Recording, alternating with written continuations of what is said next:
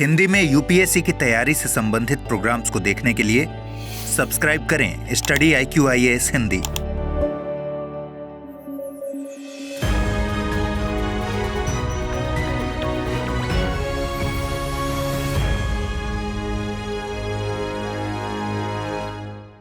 भारत और सऊदी अरब ने बिजली और हरित हाइड्रोजन के क्षेत्र में समझौता किया है ताकि दोनों देशों में नवीकरणीय ऊर्जा की आपूर्ति सुनिश्चित हो सके।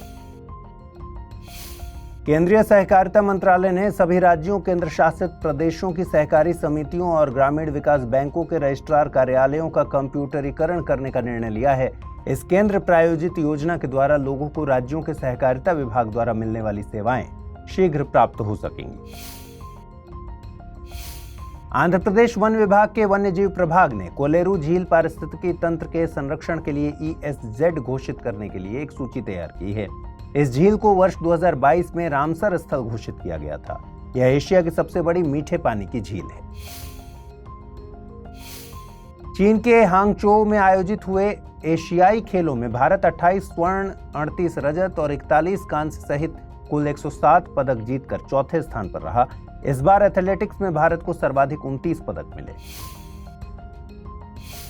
NLC इंडिया एक नवरत्न CPSE ने राजस्थान में 810 मेगावाट सौर परियोजना शुरू की है। यह बीकानेर के 2000 मेगावाट सोलर पार्क का भाग है। इससे राजस्थान में 1.36 गीगावाट तक ऊर्जा क्षमता बढ़ जाएगी। NLCIL का लक्ष्य 2030 तक 6 गीगावाट हरित ऊर्जा प्राप्त करना है। साथ ही यह परियोजना 50,000 टन CO2 उत्सर्जन की भरपाई करने में भी सक्षम होगी। राष्ट्रीय सुरक्षा परिषद सचिवालय और राष्ट्रीय रक्षा विश्वविद्यालय ने साइबर सुरक्षा को मजबूती देने के लिए भारत NCX 2023 का दूसरा संस्करण शुरू किया। प्रशासनिक सुधार और लोक शिकायत विभाग ने केंद्रीय मंत्रालयों या विभागों के प्रदर्शन पर अपनी 17वीं रिपोर्ट प्रकाशित की है।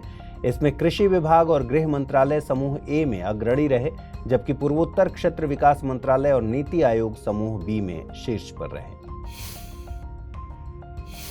केंद्रीय आयुष मंत्री सर्बानंद सोनोवाल ने घोषणा की कि 8वां आयुर्वेद दिवस अगले महीने की 10 तारीख को पंचकुला, हरियाणा में मनाया जाएगा। इस वर्ष की theme Ayurveda for one health है।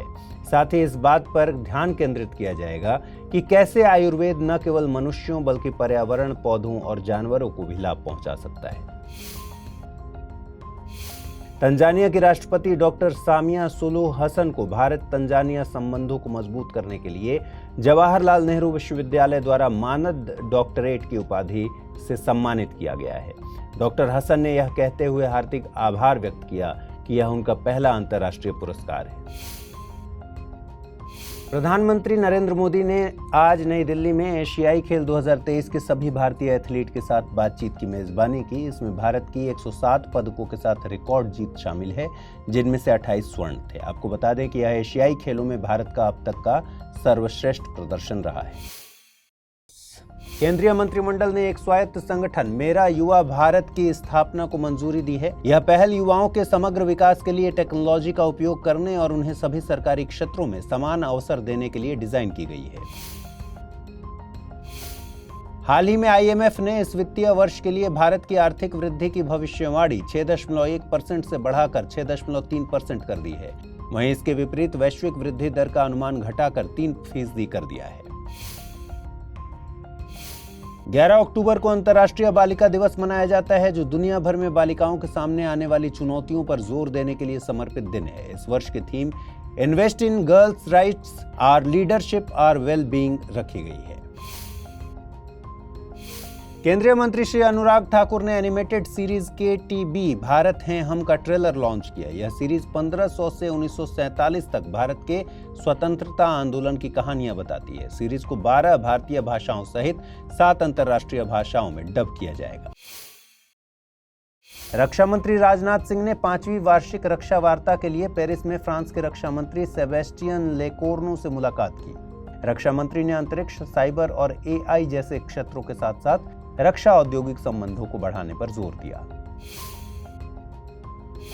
आज भारतीय प्रतिस्पर्धा आयोग द्वारा आयोजित 8वां ब्रिक्स अंतर्राष्ट्रीय प्रतिस्पर्धा सम्मेलन नई दिल्ली में शुरू हुआ। प्रतिस्पर्धा कानून में नई चुनौतियों पर ध्यान केंद्रित करते हुए इसमें 450 से अधिक वैश्विक प्रतिनिधियों की भागीदारी देखी गई।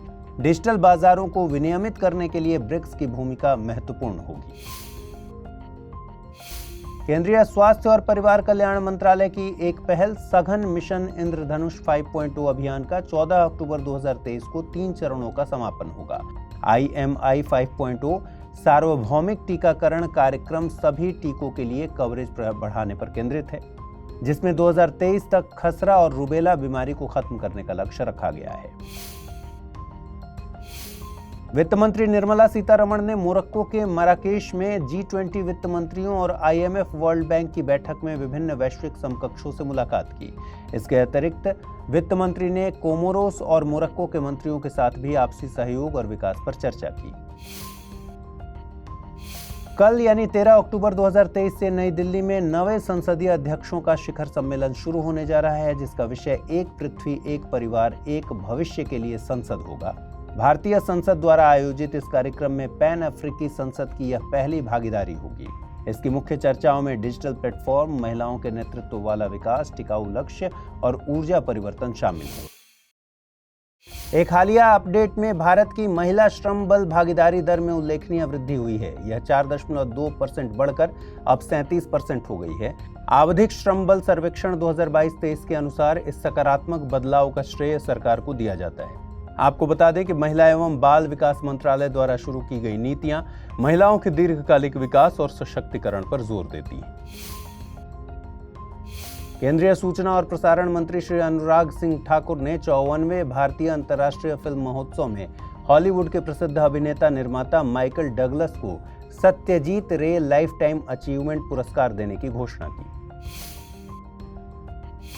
केंद्रीय मत्स्य पालन, पशुपालन और डेयरी मंत्री श्री परषोत्तम रूपाला आज सागर परिक्रमा चरण 10 का शुभारंभ कर रहे हैं। इस यात्रा का फोकस मछली पकड़ने वाले समुदाय के साथ जुड़ना, उनकी चिंताओं को दूर करना और उन्हें प्रधानमंत्री मत्स्य संपदा योजना और किसान क्रेडिट कार्ड जैसी सरकारी पहलों के बारे में सूचित करना है। इजराइल हमास में चल रहे संघर्ष के कारण भारत ने अपने खिलाड़ियों और अधिकारियों की सुरक्षा का हवाला देते हुए मिस्र के शर्म अल शेख में विश्व कैडेट शतरंज चैंपियनशिप से हटने का फैसला लिया है। अखिल भारतीय शतरंज महासंघ ने वैश्विक शतरंज संगठन से मौजूदा तनाव को देखते हुए टूर्नामेंट स्थगित करने पर विचार करने का भी आग्रह किया है। G20 वित्त मंत्रियों ने क्रिप्टो संपत्तियों से संबंधित चुनौतियों का समाधान निकालने के लिए ग्लोबल सहयोग और सूचना साझाकरण पर जोर दिया। इसे IMF और वित्तीय स्थिरता बोर्ड के संश्लेषण पत्र में प्रस्तुत G20 रोडमैप के माध्यम से किया जा रहा है।